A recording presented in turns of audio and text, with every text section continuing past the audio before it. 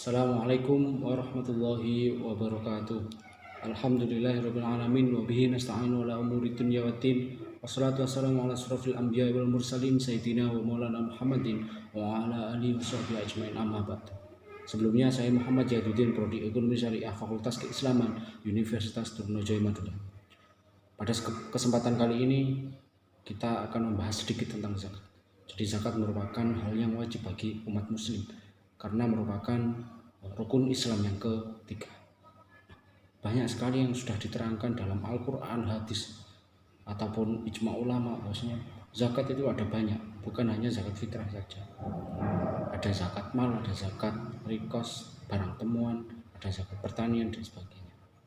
Nah, sudah dijelaskan dalam surat Al-Hajj ayat 78, dalam potongan suratnya dijelaskan, a'udzubillahi minasyaitonirrajim, bismillahirrahmanirrahim, fa aqimus sholata wa atuz zakata wa atasimu billah huwa maulakum fa ni'mal maula wa ni'man nasir. Yang artinya, maka laksanakanlah sholat, tunaikanlah zakat, dan berpegang teguhlah kepada Allah.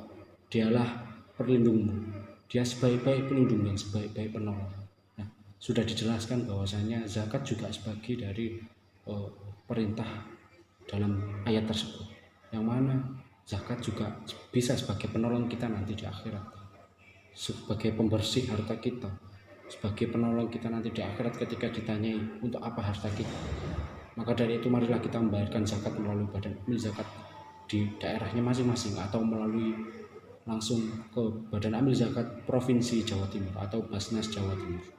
Sekian dari saya, apabila ada kurang lebihnya saya mohon maaf. Akhirul kalam, Allahumma fiq ila aqwamit thoriq. Wassalamualaikum warahmatullahi wabarakatuh.